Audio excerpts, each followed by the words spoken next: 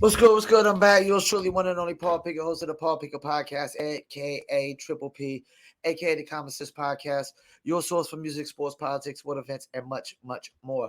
Today, I'm going to react to, I think it's the Odd Couple talking about when Rich Paul told Stephen A. Smith that LeBron being second best in history is insulting. That That's what's really insulting. Thinking that statement is insulting. But before we get into this, I'm gonna give you a word from promopalace.biz.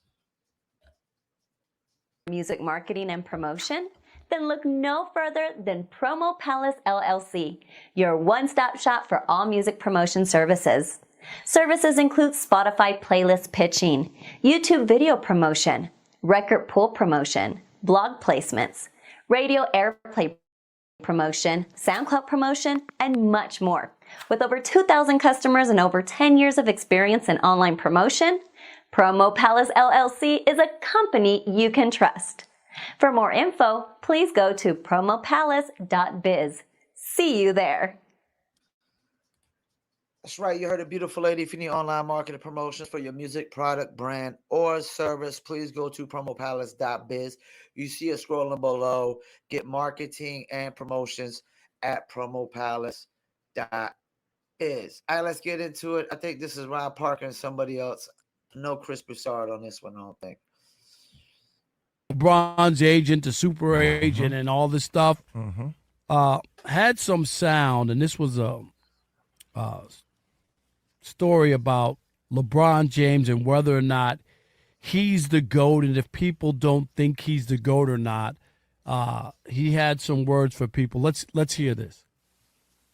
You got LeBron. He used to drive me crazy with this. And that's why I came up with the tick on television. When I said, great dad, great husband, great director, great actor, great businessman. I did all of that. I said, did I miss anything? Did I miss anything? Because I got him as the second best player in the history of basketball. I got him ahead of Kareem. I got him behind no one but Jordan. And I said to Mr. Chirper himself, Rich Paul, my boy, and I said, you act like that's an insult. This dude, it is an insult. I said, get the out of my face. Get the out of my face. This is exactly what I said to him. I don't want to talk to you no more. You can't talk to me about it. When you going to treat me like I'm disrespecting a man by calling him in the history of the game that started in 1947, you're going to tell me that I am disrespecting a man by having him number 2 all the time. You have lost your damn mind. I'm not talking to you. And Stephen A. is 100% on point. That was the Paul George podcast. What is it called? Project P or something? Podcast P. Podcast P for Paul Podcast P. Really? Come on, man. George. But let me start here, Dave. Rich Paul, this is where you become too close to it. I get it. He's your boy. He put you on, and you can't look and be honest about anything. But to say being considered number 2 behind Michael Jordan is insulting is totally ridiculous. And that's why. Let me chime in real quick, man. First of all, I think that's totally fake when you can't never be biased. You act like you can't never, you got to always be biased because it's LeBron. I would never want people around me like that. I would never want people who are going to just lie to be biased. You know, I want my friends in my circle to be honest 1,000% of the time, you know. And yeah, being second best in the NBA or the NFL or NHL or Major League Baseball or second best actor or second best rapper or singer, being the second best at anything in the world is not an insult. It's not an insult. Everybody can't be numero uno. Somebody got to be number 2. Yeah, being second best is not an insult. And Rich Paul is just going to be biased towards LeBron to the day he dies. He's never going to totally be honest about the situation. It just goes to show you how fake he is as a human being. You know what I'm saying? Because it's phony because you're not being honest, man. I don't care. You know, some people go like, nah, man, you know, he's sticking up for his boy. That's not phony. That's not fake. Paul Pickett podcast. You know, that's not fake. Yeah, it is. If you're not being honest, then you're being fake. Let's keep it moving. You can't listen to people who are not objective, who have skin in the game, who are friends, buddies. You know, you see this a lot of times. You know, people don't like the writers and the other people who are not Dave attached to the game, but that's the reason why. You need independent thinkers who are not buddies with people, and that's what this is. It's not an who are not biased. Yeah, like you can't take the word of a biased opinion. You can't take it on face value or any kind of value when it's biased. You know, Skip Bayless is like that towards the Cowboys, you know, or Tom Brady, or, you know, he's biased against LeBron, you know. And I don't know, like, I don't know that I will put LeBron at number 2 all the time. I think the fact that I really disliked Kobe when he played the game made me really overlook how much he wanted to win, how hard he wanted to win. And he did win 5 with the same organization, 3 with Shaq and 2 with Pau Gasol. I might would have to put Kobe over LeBron. Just because the simple fact that LeBron had to go, like, he always had to go where the talent was at. You know? Like, Kobe got drafted and the talent came to him. He never left. He played with the same team forever. I would probably put Kobe over LeBron. I really would.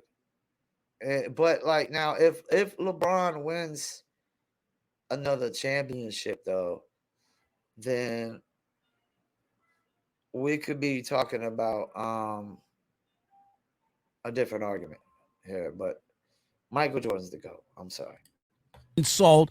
It's unbelievable that LeBron is number 2 when you think about all the great players who have played in the NBA. And look at this. I don't know what's up. And look at this. So many of his own peers don't even have him, Dave, in their top 10. Like peers, guys who play with LeBron. I think that's disrespectful not to have him in the top 10 or think he's one of the 2 or 3 greatest players of all time. But to say being behind Michael Jordan is disrespectful is just nuts to me. So, Rob, Stephen A. was literally one question away from really getting into it. He should have asked Rich Paul, what exactly is disrespectful? What are we talking about? Are we talking about the full scope of the LeBron James experiment? Or are we just talking about championships or who scored the most points? What are we talking about here? Because when I look at LeBron, Rob, I think LeBron is a special player, special person. Has there ever been another guy like LeBron? Or the next guy coming is there anybody coming up right now that we say, man, he a lot like LeBron? No, not for what LeBron does. For what LeBron does, right? Right. So LeBron's special. But we could say, well, has there ever been another guy like Michael? And what's the first thing people say? Oh, Kobe. We've seen the closest thing to Michael Jordan. Well, because Kobe emulated Michael, even the way he sounded, walked. You know that. Listen, Rob. Which means Michael set the standards. You know, this is why I've totally figured out why Michael Jordan is the GOAT. You got to look at Magic and Bird, they say save basketball. But they weren't working out as hard as Jordan, man. I'm talking about like every single aspect of the game. Free throws, mid-range, post-up, handles, defense. I mean, if there was a weakness that Jordan saw in his game, he was working on it. He set the standards of how hard you had to work to be considered the GOAT. 6-time champion, 6-0. Never let a single team get to a game 7 in the NBA Finals. 6 games or less every single time. And then also a lot of people under the impression that not the Bulls, but the championship he won for the Tar Heels, that it was the last resort. He was like the last resort because everybody else was double teamed or triple teamed or whatever. No, Jordan was the first resort. That play was designed for him as a freshman, and he started as a freshman, which Dean Smith didn't start a lot of freshmen before that. There's a lot of guys and a lot of youngsters try to emulate Mike. Remember the commercial? I want to be like Mike. Remember that? You can want to be like Mike all you want to. You can try to emulate all you want to. But we've seen the closest thing to Michael Jordan. And that's why you have a lot of people that would put Kobe number 2. There's no doubt about that. There's a big Kobe faction out there. Here's what's unfair, in my opinion, is stop comparing Michael Jordan to LeBron James. And I think it's unfair. And then I also think, too, you and I, we didn't see Oscar Robertson. Right. I mean, I was fortunate to be around some of the older players, some Knicks, and they were talking about how great Oscar Robertson was. He's not even on my radar. But from what I understand, Oscar Robertson was a great player. But we grew up in the era of Jordan, right? No, I agree. Wait a minute. I'm going to stop because I'm going to say this to you. As a baseball player, you didn't see Babe Ruth play. But you know this guy was a special player. Would you at least acknowledge that? They told me he was special. Okay, they did. Yes. But when you saw the numbers and you know what went on, you don't go, no, he wasn't. Nobody. I've never, even today when they do a baseball list, he's always on that list. Yeah. Because his numbers were so much better than everybody else. Do they say he's the best player ever? No. Exactly. And you don't get that, but he's in that list.